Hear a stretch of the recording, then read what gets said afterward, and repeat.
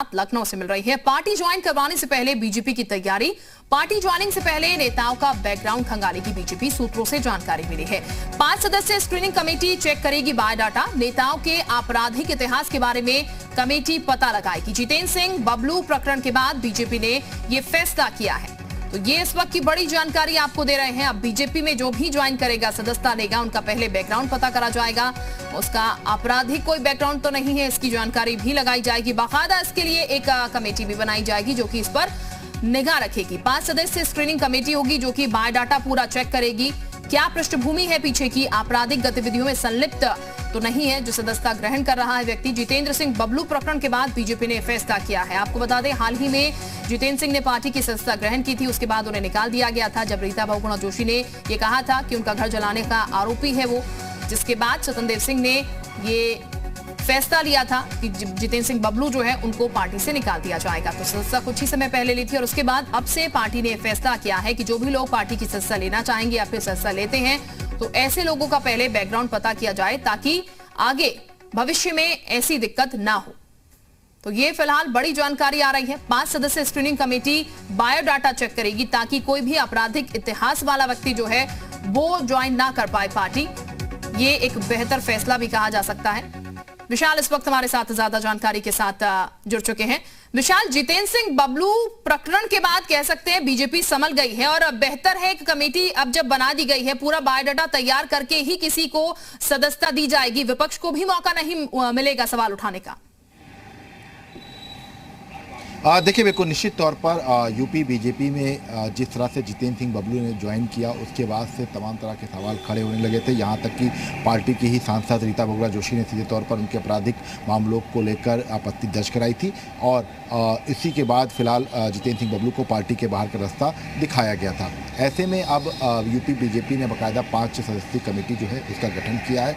ये committee screening committee होगी जो ये तय करेगी कि जो दूसरे दल से भाजपा में आ रहे हैं उनका क्या कुछ आपराधिक इतिहास है या नहीं है, उनका बैकग्राउंड क्या है। इससे पहले भी एक बिहार के माफिया राजन की जो भाजपा ज्वाइनिंग को लेकर कई तरह के सवाल खड़े हुए थे। यहाँ तक कि राजन को फिर पार्टी के बाहर का रास्ता दिखाना पड़ा था। अगर उत्तर प्रदेश के भाजपा इतिहास की हम बात करें तो बाबू सिंह कुशवाहा को भी पार्टी में शामिल कराया गया था, लेकिन उसके बाद 3 दिन के बाद उनको पार्टी से बाहर का रास्ता दिखा दिया गया था। तो इन्हीं सब चीज़ों को लेकर फिलहाल अब ये कह सकते हैं कि जो दूसरे दल से भाजपा में अब आएंगे उनके आपराधिक इतिहासों के बारे में स्क्रीनिंग कमेटी जो है पहले जांच करेगी, उनके बैकग्राउंड के बारे में जांच करेगी और उनके ऊपर कितने मुकदमे चल रहे हैं और एट प्रेजेंट, और इसके साथ साथ उनका क्या कुछ बैकग्राउंड रहा, इन सब के बारे में जब एक विस्तृत रिपोर्ट देगी उसके बाद से ही दूसरे दल के नेता जो हैं वो भाजपा में ज्वाइन कर सकेंगे। क्योंकि जितेंद्र सिंह बबलू की ज्वाइनिंग के बाद जिस तरह से बवाल हुआ था उसके बाद से अब यूपी भाजपा ने सतर्क रहते हुए ये निर्देश जारी किए हैं कि एक स्क्रीनिंग कमेटी जो है जल्द से जल्द बनाई जाए। 5 सदस्यीय स्क्रीनिंग कमेटी होगी और स्क्रीनिंग कमेटी जो है ये तय करेगी कि कौन कौन भाजपा में ज्वाइन कर सकता है या कौन ज्वाइन नहीं कर सकता है। हालांकि अभी नाम का जो है फाइनल नहीं हुआ है कि कौन इस स्क्रीनिंग कमेटी में होगा, लेकिन माना जा रहा है कि उत्तर प्रदेश के भाजपा के जो वरिष्ठ नेता हैं उनको इस स्क्रीनिंग कमेटी में रखा जाएगा। जी बिल्कुल विशाल, चूंकि पूरा बायोडाटा एक तरीके से निकाला जाएगा, जो भी सदस्य यहाँ पर सदस्यता ग्रहण करेगा बीजेपी की, क्या जो आपराधिक प्रवृत्ति में संलिप्त होंगे उनको बिल्कुल बायकॉट कर दिया जाएगा या फिर ये देखा जाएगा कि कौन गंभीर धाराओं में किस पर केस चल रहा है या फिर कम धाराओं में केस चल रहा है, उस हिसाब से यहाँ पर सदस्यता दिलाई जाएगी? देखिए, बिल्कुल भाजपा जो तमाम दूसरे दलों से भाजपा में शामिल हो रहे नेता उनकी जब कुंडली निकालेगी तो इस बारे में पता करेगी कि ये आपराधिक जो इतिहास इनका रहा है ये क्या राजनीति वश जो है इनके ऊपर मुकदमे दर्ज हुए हैं या किसी धरने प्रदर्शन के दौरान, क्योंकि कई ऐसे नेता हैं जिनके ऊपर मुकदमे जरूर दर्ज हैं लेकिन वो या तो किसी राजनीतिक जब सरकार नहीं रही है तो किसी जुलूस का हिस्सा रहे हों या किसी राजनीतिक धरना प्रदर्शन का हिस्सा रहे हों।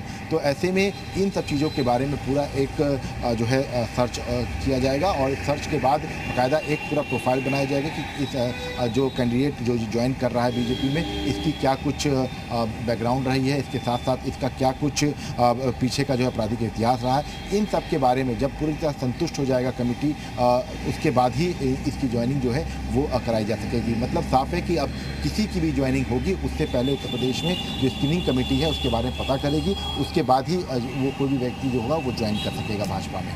जी।